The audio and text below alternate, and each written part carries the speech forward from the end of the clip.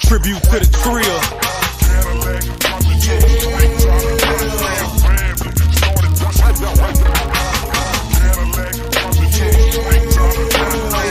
Coming down slab. Let's go. I got an 84 candy Cadillac with Ritz. Peanut butter insides, I'm riding legit. Come from Port Arthur, Texas, where the hating is up. So getting this who hate my guts, but I ain't giving them one. Cause the truth is really this, I put these on the map.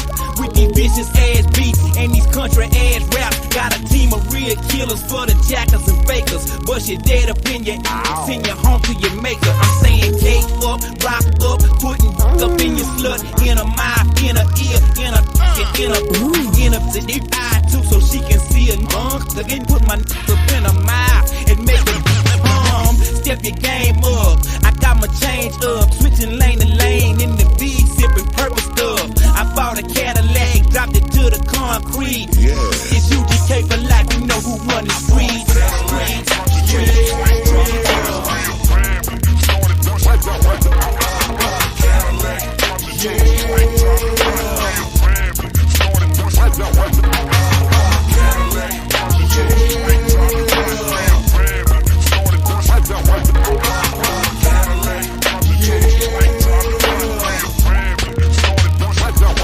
Age of 13, that's when I started serving cheese. I had never touched 100, now I play counting G's. On East 11th Street or that damn short Texas. Help me buy my lack, I told them boys, the Lexus. Down here in Texas where we move at work. And we keep a flamethrower underneath our polo shirts. We get to in ounces, we break them down to rocks with a damn razor blade. I commence to chop. I'm busting down 50s, watch me cut them 5 times. Once down the middle, main and 4 across the side. You can catch me on my grind. See, that's my 9 to 5. Girl, doing whatever it takes. Hustling through lunchtime. I lace my up, man, so they can eat too. If you ain't down with us, then this will you. See, like them boys in blue, man, we stay getting paid. I bought a Cadillac and set that on them blades. Yeah, I bought a Cadillac.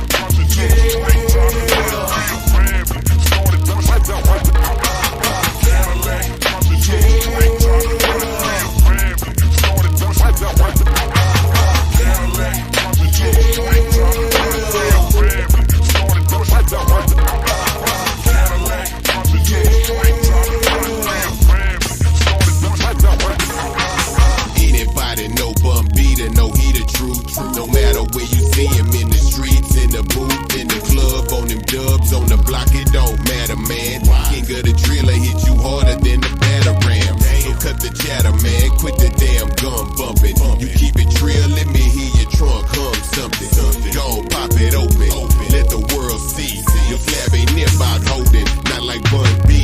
Look at the tire, my look at the rim. Yeah, you rolling, but not rolling as hard as him. Look at the cannon, my it's like glass. That's 14 coats on your mother. I drop the top, suede headline, show that two-tone stitching, tuck it or blow your damn mind. He's a Leo on his grind like a trio G should. So don't be surprised when you see us gripping the wood in that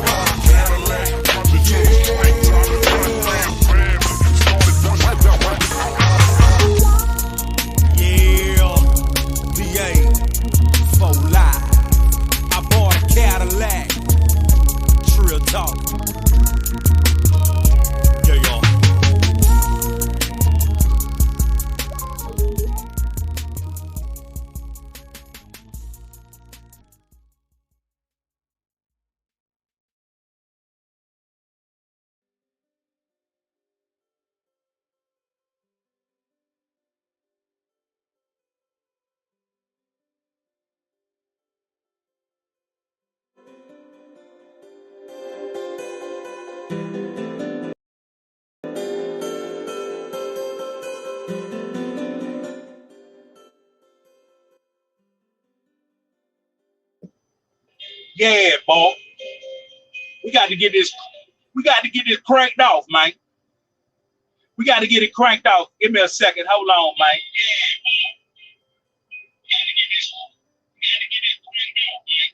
I got this truck running right now. Trying to get this motherfucking battery charged up.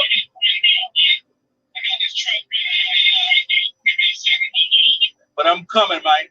Let me get it together. I'm coming, no, I'm talking about, let me get it together, fam. Yeah. Who is it? The player partner, he's elite. Man, I'm charging this truck up one time. We're going to go and blow the horn for all the truck drivers out there and wake up whoever taking the goddamn midday nap.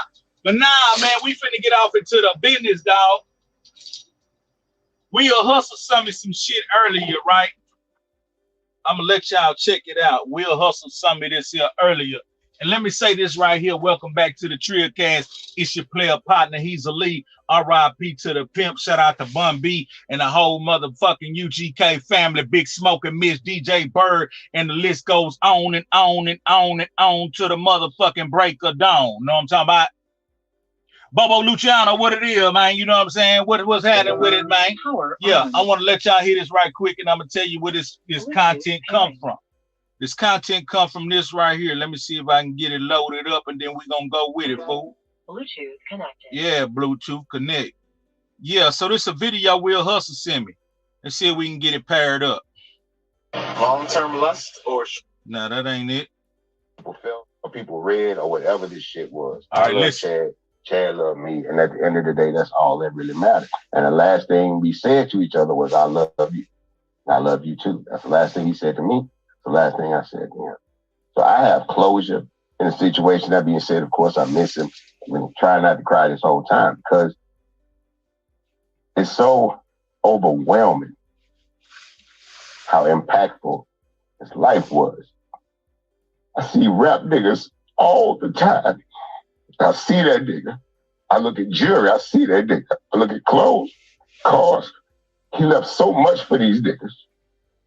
Niggas are millionaires. They bosses. Because he left a blueprint for niggas. I'm better because there was a blueprint. Showed me how to do this shit, put this shit together when he wasn't around.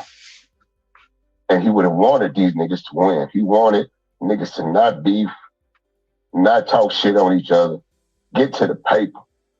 Get your motherfucking money. These niggas are getting so much money nowadays, it's ridiculous. I know that nigga love this shit. No, he do. Man, you looking at somebody that is... That's a clip from the 85 South show. I don't remember, was it the one I caught just a little while ago, or if it was a recent one. But I missed the part that my nigga had broke down. I must have skimmed through it, but my nigga Will Hustle sent it back to me. And what I'm seeing and hearing is the love for a nigga brother. You know what I mean? The nigga missing his brother, the love he had for his brother. So that brings me to when he asked me what I think about the video. I think the video is some genuine ass shit. And what I never crossed the line on was their relationship and how they got down. And the reason being, I stated it in the video before, but I'm gonna go ahead and reiterate it because my nigga asked me my opinion. So he probably hadn't caught my content I made a while back. That was me choosing sides with Pimp and Bun, which that's something I never did. So why I never got into their business, I'm gonna tell you straight up. I'm an outsider. You see, I'm from PA, like DMY say, PA. You know what I mean? And niggas get to doing that. If you ain't from around, they'll kind of move around. You know what I mean? But nah, so I'm an outsider when it come down to it because them boys had their own camp before I got down with them. I met them niggas individually. I met Bun by itself. I met Pimp by itself. And we all had our own individual relationship. Now, one thing I always wanted to see, for some reason, just, you know, being a fan and being from Port Arthur, I always wanted to see them niggas together, like doing shows, traveling, because they personalities, it was a calamity when they personalities would be together. It was a sight to see. So I always wanted to see that.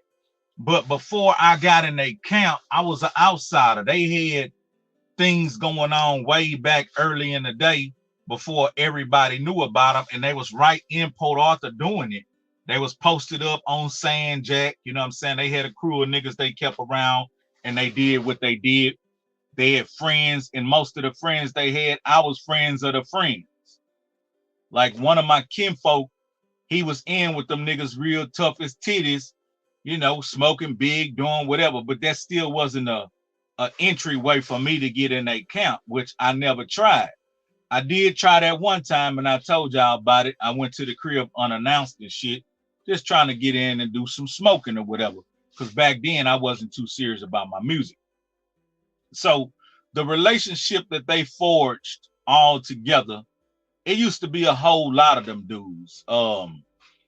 DMD, you know what I'm saying? Big Boomer.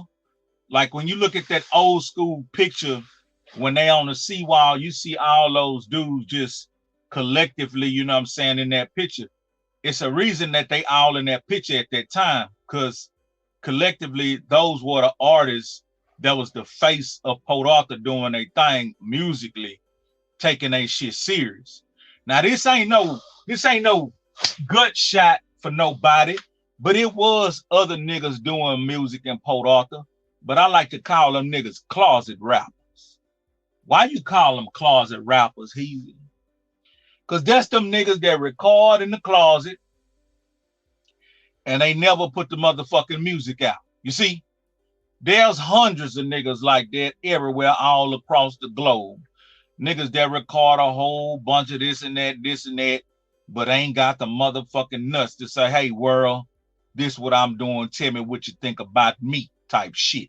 So those were the faces of PA. You see cats like DJ DMD on the picture.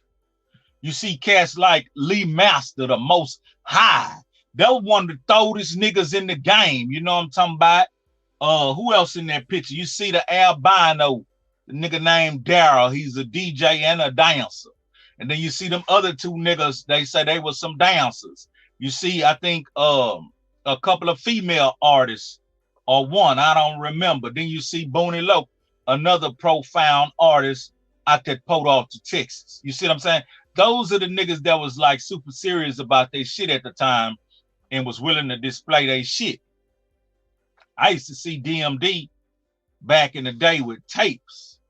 Like while everybody at the club, he'll pull up and try to sell his tapes. Now, I wasn't in the mind frame that I was in at the time, because if I was, man, I would have been helping that nigga sell them tapes. But make a long story short, those were the faces of the niggas that was putting their shit out, letting the motherfucking community give feedback on what they thought about it. So, like I said, I knew Pimp and Bun individually. I didn't know them paired together. I never really caught them paired together. Later on, I caught them paired together at a show, and it was very explosive. So during that time, while they was forging their relationship, you got to dig. When you spend time with a homeboy on an intimate level as making music and feeding off each other, that's something different right there. You see what I'm saying? Like every nigga that I spent countless hours with in the studio, they got a special place in my heart, because we could have been elsewhere doing whatever, but we was right there creating content, creating music, creating memories. So Pimp and Bun, their relationship, it was, you know what I'm saying, fixated before I got there. And once I got in the mix around 2000-ish, early 2000, when I got in the mix at first, Pimp was locked up. You know what I mean? And so when me and Mama would see Bun, I didn't like that interaction, because in my mind, I had something different that I envisioned, but that's either here nor there. So when Pimp finally came home, it was like, damn, like I could tell the universe was telling everybody in the hood who gave a good goddamn, nigga, UGK is back on the slab for real. Know what I'm talking about? But to actually be in the mix and witness that shit firsthand, to be in the mix and witness that shit firsthand, the energy, just the pure energy of UGK together, nigga, it was a blessing to a Southern nigga motherfucking soul. Cause this is the shit that we all came up off. All the lyrics, you know what I'm saying? All the songs, all the point of views, all the hooks, just all that shit, man. We all came up off of it and we liked it and we loved it and we wanted some more of it. And we have been starved of their presence for that whole time while Pimp was locked up. Then they had the hiatus when they wasn't really putting shit out because they were dealing with, you know what I'm saying, label issues, whatever. So the South was really starving to hear the motherfucking artists. Look how that came together. Starving artists. Nah, so to see that shit, you know what I'm saying, firsthand, and just to be around when we were having private moments and different things like that, you could see that them niggas like really, really, really cut for each other and fucked with each other. They had a brotherhood. So them having a brotherhood before me getting there, during me there, and after the fact, you know what I mean? I never felt it was my place to ever consume any information from either side and go and try to trade it off, like, you know, be messy. Like, I never felt like, ooh, I'm gonna take this information and go feed it to him to see how he respond about it. Be a he say, she say type nigga. I never felt that type of way. So it was plenty of times when Pimp may have felt a certain kind of way about something and he wanted a nigga to lend him an ear so he could talk his talk. Unfortunately, I know a lot of you diehard fans, you're gonna look me in my trill ass face and you're gonna be mad that I'm about to say this. A lot of times that shit was going in one ear and right out the other. You know what I mean? You could go ahead and look me in my trill ass face and tell me fuck me, but a lot of times when he was telling me anything about Bun, I was on some shit like, huh? Okay? For real? Oh man, I ain't hear none of that shit. You know what I mean? I ain't hear not one motherfucking word, because at the end of the day, I know that them niggas loved each other. Just like Bun said in the video, he was able to have closure because the last time they talked, they told each other, man, I love you. And that's real shit. That's real shit, because a lot of people, when Pimp passed, they didn't get no closure. I almost could have been one of those individuals. I almost could have been one of those individuals that didn't have closure when Pimp passed, because it came so abruptly and ain't nobody knew that shit was coming. You know? Because right before he passed, we had some personal shit going on with our side of the team. We had some mishandled situations taking place. We had some miscommunication taking place, and then we had some flat out lies taking place. I'm not gonna get off into all that because that's either here nor there. Now I see motherfuckers in the chat, but I don't see nobody comment. You niggas sleep. I see Jesus Trevino come through this bitch with that motherfucking 499. I see D Red, he was the first nigga off in this here. Big Mac Wright was off in this thing. I see Deb's head off in this thing. Don't tell me we got a bunch of motherfucking ghost riders and looky-loos window shopping around this bitch looking in my trill ass face. Nigga, put a thumbs up. Nigga, say something, goddammit. You don't walk in no trill nigga house and not speak. Nigga, knock on the door. I let you in. Hey, how you doing? Type shit. If not, get your goddamn ass on. I don't care. I ain't no motherfucking YouTuber, nigga. I'm a trill ass nigga. P8 nigga. How the fuck you figure you can come to my channel, nigga, and not chunk a deuce or something? You know what I mean? Yeah, Jesus Trevino, teach these motherfuckers some goddamn common YouTube courtesy on these YouTube streets. Teach them, my nigga. I got goddamn brisket nachos in there waiting on me, nigga. I got brisket nachos waiting on me in that motherfucker with shredded lettuce and tomatoes and 2 kinds of cheeses, black olives, all that shit. I know I'm making the motherfucker hungry than a bitch right now. But somebody tell them niggas how to conduct themselves on these YouTube streets on this goddamn tree of cash. But yeah, so sometime around right before my nigga passed, we had a blowout. And I ain't talking about flats. Yeah, we had a couple of flats on Bentleys and shit like that. We had a couple of flats on Bentleys. Okay, yeah, that's what I'm talking about. Yeah, come on with it, nigga. Let me know y'all niggas off in this bitch, nigga. We trill around this bitch. Huh? We trill. Let me see who that is.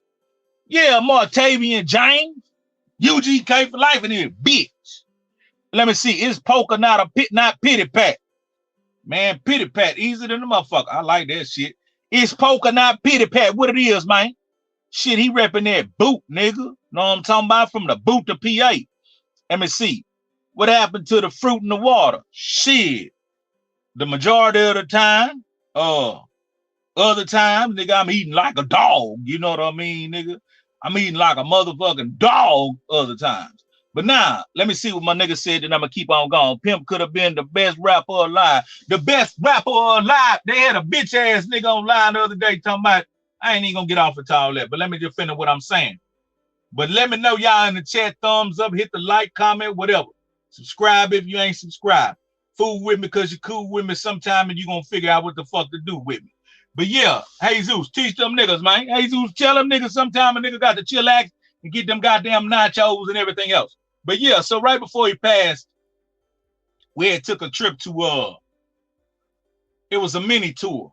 Yeah, as I could remember correctly, as I stand corrected, we took a trip. It was a mini tour. We was on a tour bus with Corey Moe, who else? Couple more niggas.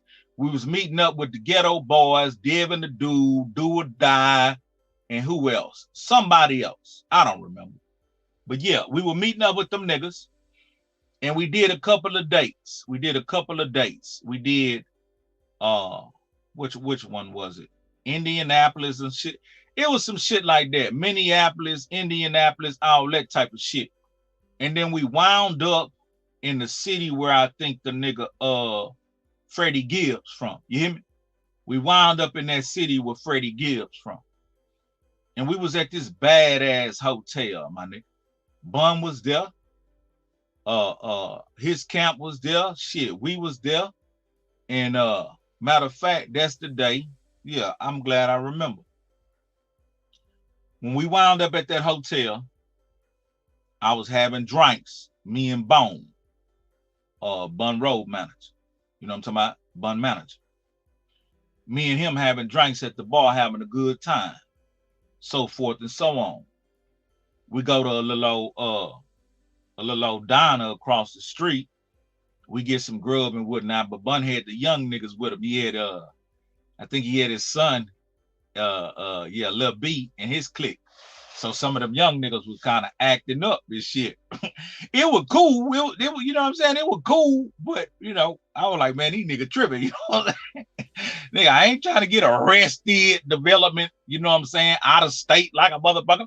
So I eat my motherfucking diner food, dinner or whatever, and I go skedaddle right across the street back to the goddamn hotel. So when I get back to the hotel, everybody chilling. So while we chilling, we have drinks at the bar. Everything cool. I meet this one chick, she come to the room, we kick it. So after that, the next morning, my nigga Superb Herb, R.I.P. Superb Herb, some reason Pimp didn't make it to this next city. I don't remember what happened, but Pimp didn't make it to the next city.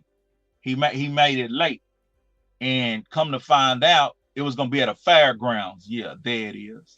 There it is. It was gonna be at a fairgrounds. So Pimp came in late to that city. So when he came in late to that city, it was on some shit like they ain't had a back end. You know what I mean? They ain't had a back end. So Pimp was like, man, I ain't gonna do no motherfucking show, nigga. Get my motherfucking money. Put my motherfucking money, bitch, in my hand. So they ain't have my nigga money. So my nigga was like, fuck that shit. So he caught out to go do some other shit, and he left. So when he left, the next morning I went to breakfast. Now this was some trio shit. I went to the breakfast at the hotel. Now they had a white boy sitting on the piano and shit. He had on a motherfucking tuxedo, and he was bling, bling, bling, bling, bling, bling, bling, playing some old old ass sophisticated shit. And them niggas had servers and serving trays. What I'm talking about, chrome and silver and all type of shit. I'm like, this is breakfast. What could be served in these trays like this here? I'm looking for scrambled eggs, this and that, you know what I'm saying? Pancake, the usual. Nigga, them people had lobster on the goddamn breakfast. Crab legs, nigga, them bitches had motherfucking crab cakes. Nigga, shrimp, scampi, god damn it, nigga, I'm from the hood. Don't get it fucked up. I ain't from Hollywood, nigga. I'm from the motherfucking hood. I ain't never seen no shit like this here. So I get in the breakfast line. I'm like, yeah, this shit gotta be about $25, $30. You hear me? Mac, right. This shit gotta be about $25, $30, I'm thinking. How much y'all think that shit costs? Somebody put it in the chat. How much y'all think that shit costs, man? Because I was thinking the shit was going to be about $25, $30. And I was ready to handle that there. You hear me? I was ready to handle that there. $25, $30. I was going to handle it there. Put it in the chat how much y'all think that shit costs. Let me order my nachos. Man. Yeah. Let me get my goddamn nacho. Yeah. Give me my motherfucking brisket nacho. Jesus say 100. Jim say 200. Nigga, where you been eating $200 breakfast? I got to come hang with you, man. This nigga say $200. Man, where you been eating $200 breakfast? Damn it, man. I got to come hang with you. Let me see. That's old boy say 100 probably. You was with Pimp when he hit that hoe in the head with that mic. Man, listen, I got the footage of that shit. Nigga, I got the actual footage of that shit. No, I'm talking about. But I don't know where I was. I gotta ask Ed. Ed gave me the footage to that shit. But I wasn't with him. So look, the shit was close to like $80, $90. It was about $80 or $90 if I can remember correctly. So when I got, let me see. Oh, we got Arkansas to PAT. Big Mac Rice say Arkansas to PAT round this bitch. Jim Henry say, let me see, lobster. Hell yeah, nigga, lobster and crab leg, all that shit. Nigga, that shit was looking so good and smelling. Man, listen. I wish I had that shit right now. I ain't bullshit, my nigga. Mac Right, I wish I had that shit right now, fool. But listen, so I'm in the line and shit, and I get to the counter, and the lady was like, you'll be having the buffet? And I say, yes, ma'am. Yeah, I'll have some of that shit.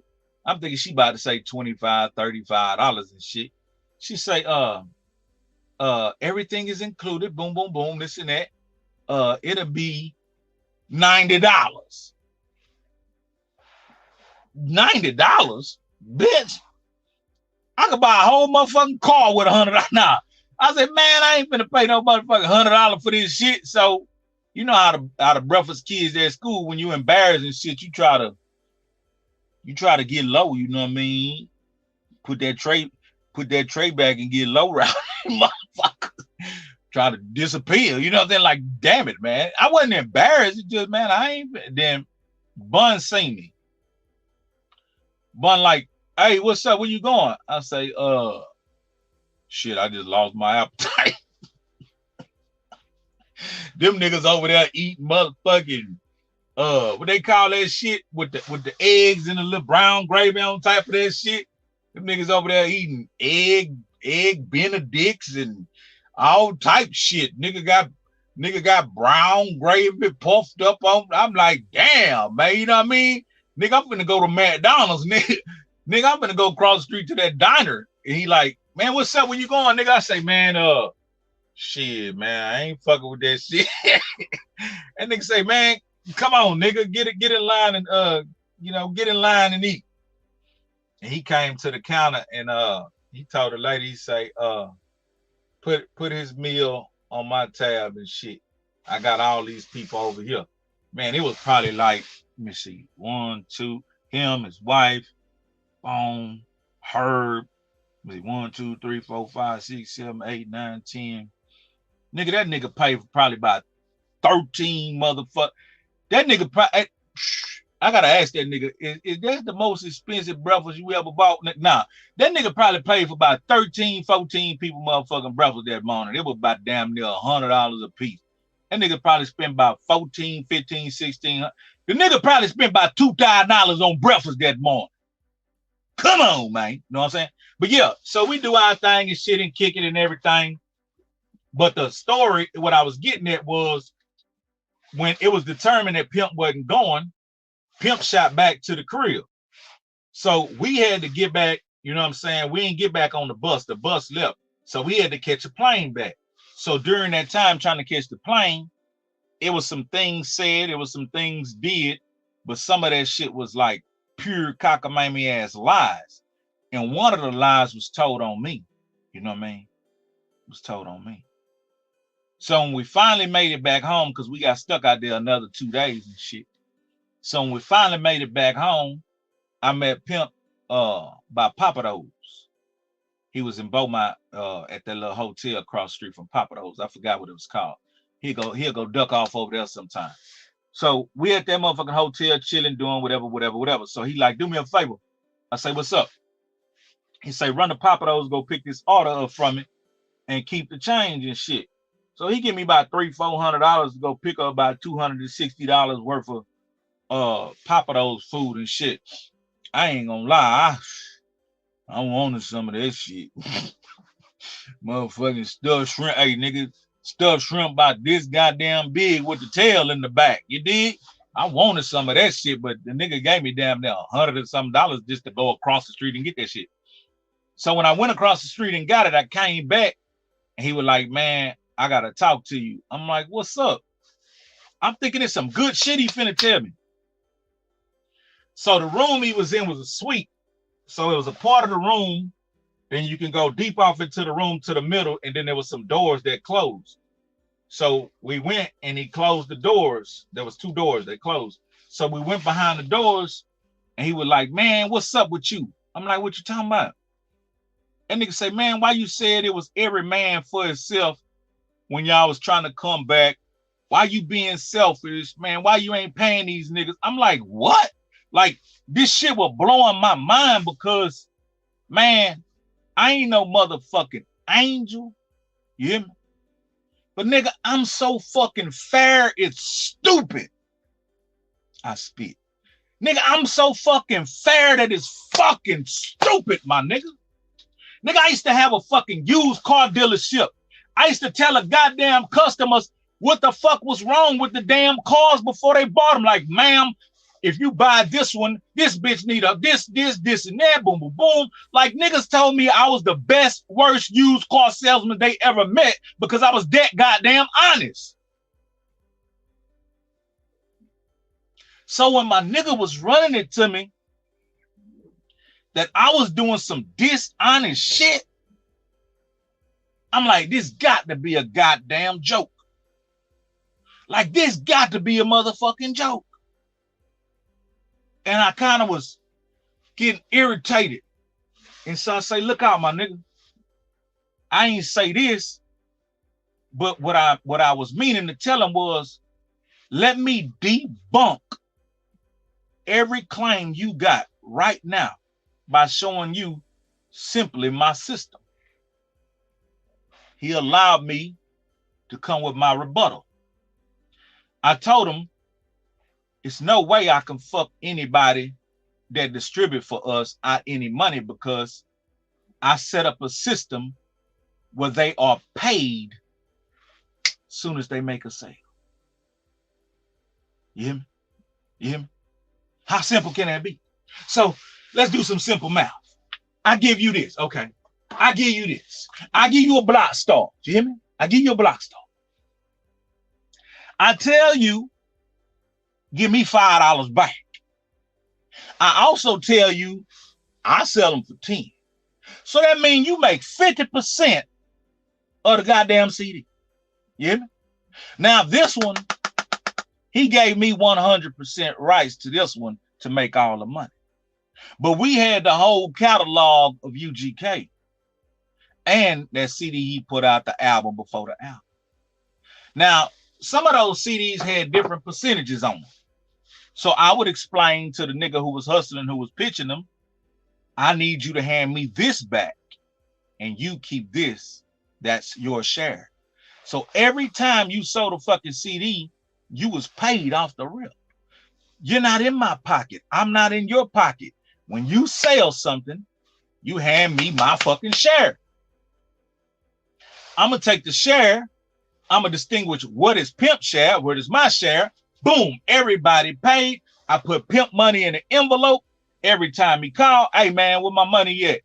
Hey, nigga, I got an envelope over here. Boom, boom, boom. How much in it? Nigga, it got this in it. Well, keep it. All right. I'm going to call for it on a later date. Whatever. He'll call me 2 weeks later. Hey, what's in the envelope? Nigga, this. Hey, bring that to my wife. All right. What if I was that type of nigga, man, you trust any nigga with thousands of dollars for months at a time or weeks at a time. Them niggas gonna chip off in that bitch.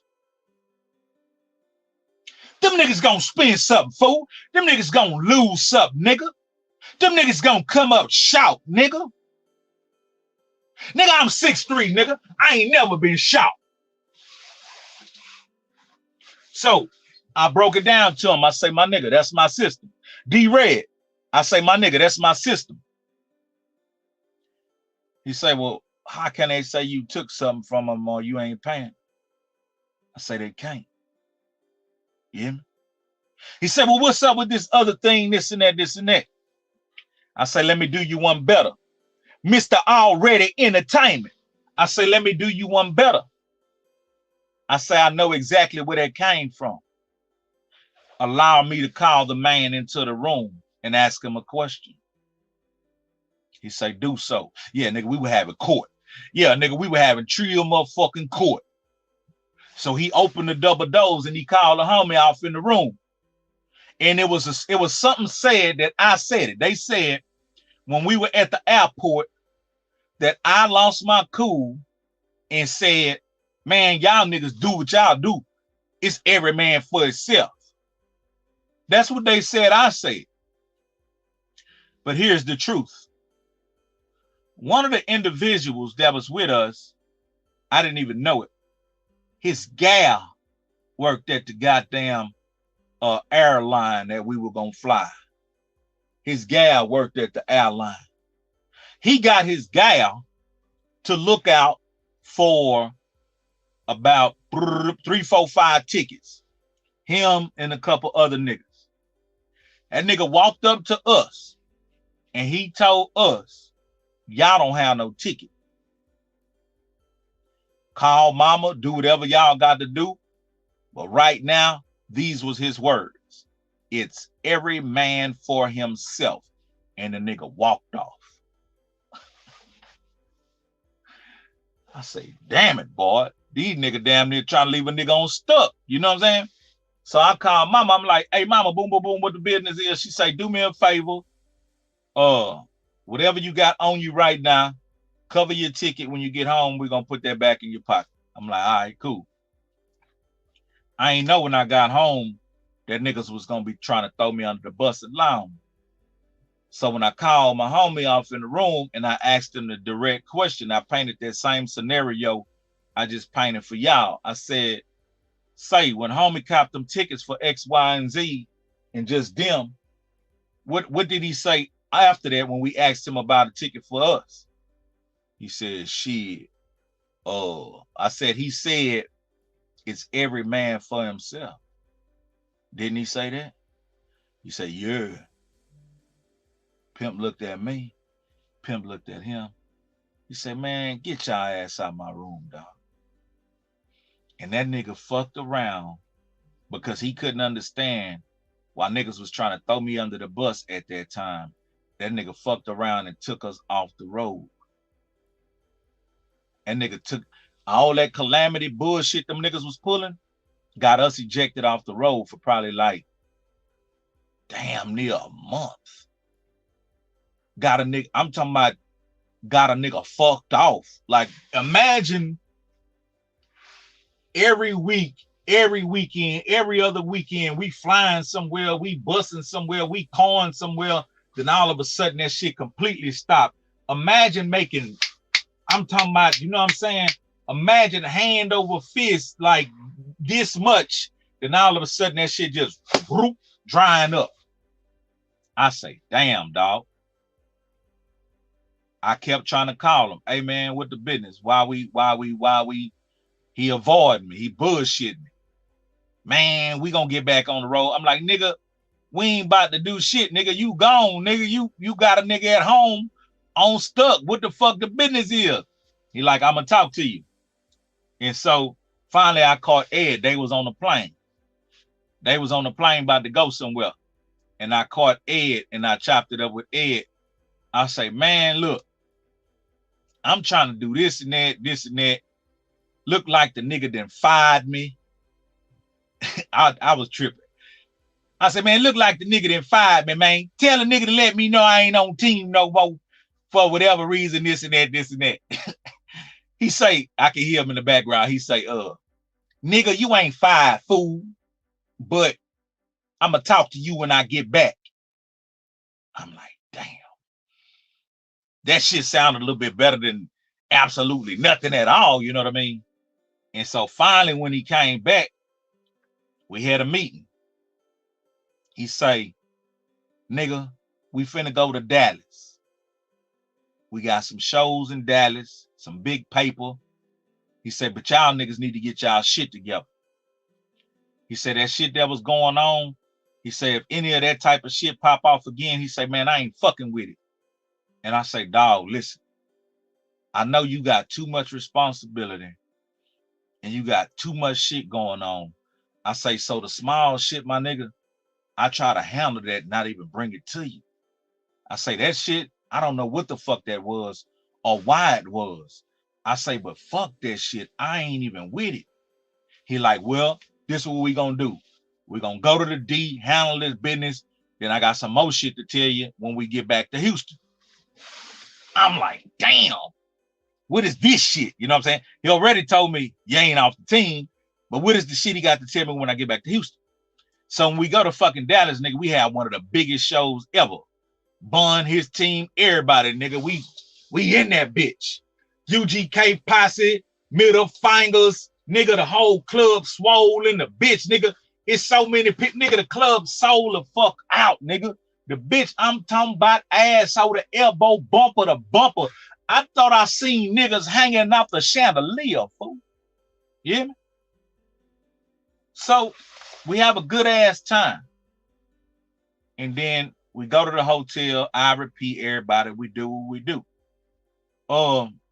During these times, Pimp will say shit like, man, bun this, bun that. I'll be like, here we go. But every time I consume the information, it went in this ear and out the other. I was just a shoulder to lean on at the time because I wasn't finna make no ugly gestures towards Bun or make no ugly gestures towards Pimp with Bun because these niggas are brothers. Regardless of what you heard from this one or that one, ain't nobody get along 100% of the time. These niggas are brothers and they been brothers. So whatever he dropped on me at that time, I was just being a friend, letting them dump content, letting them get his motherfucking spiel off. But am I finna act as if I'm gonna treat Bun different because you mad right now? Or if if Bun was mad at Pimp, I'm gonna treat Pimp different because you mad? Nigga, that ain't my business. Like I told y'all before, I got brothers. I had 3 brothers. One of them died. Me and my brothers used to fight like a motherfucker. Me and my brothers I never pulled guns on them, But nigga, my brothers then pull guns on me, popped at me, all type of shit. You know what I mean? Me and my brothers then fought till niggas motherfucking teeth was loose, nose cut, blood, nigga, we blood motherfucking brothers, but we done fought like motherfucking dogs. But my point is this, and I got to go get my motherfucking brisket nacho because we got company, and I don't want to catch the short end of the stick. You know what I'm saying? I don't want to catch like, oh, we ain't got enough brisket. Oh, hell no. Hell no. You know what I mean? So my point is this. Even though my brothers and I have fought like dogs, pulled guns and all type of shit, you better not have ever chose a side. You see? You couldn't go tell my brother when he told you, man, fuck that nigga Herb, man. I'm a man, that nigga Herb a bitch. You better not tell that nigga, yeah, that nigga a bitch, because that nigga, now he gathering intel on you. And that nigga will lay something down for me, you see? So having brothers, you would understand that sometimes brothers don't always agree, but never get in a motherfucking business. That's their business. You see? It ain't never was no detrimental shit where somebody was in the wrong or somebody was being harmed. Them niggas had disagreements like rap niggas do or any niggas do. But for me to take a side and get in them niggas' personal business, I never did. Because they was brothers. We're brothers. You see what I'm saying? You got a brother. You got a brother. You got a brother, James. Somebody Deb's head. Y'all got brothers. You can't tell, man, my brother, man, so, nigga. You and your brother do what y'all do, nigga. You and your brother fight, nigga. I ain't jumping in. You and your brother, nigga, that's you and your brother. That ain't my business. But yeah, man, so that's why I ain't never got in them boy business, man. This your boy, he's elite. I'm going to get my motherfucking nachos, you know what I'm talking about, before they get motherfucking slurped the fuck up by somebody else. And it is what it is. It's going to be what it's going to be, and it's going to do what the fuck it's going to do. You know what I'm talking about? Tell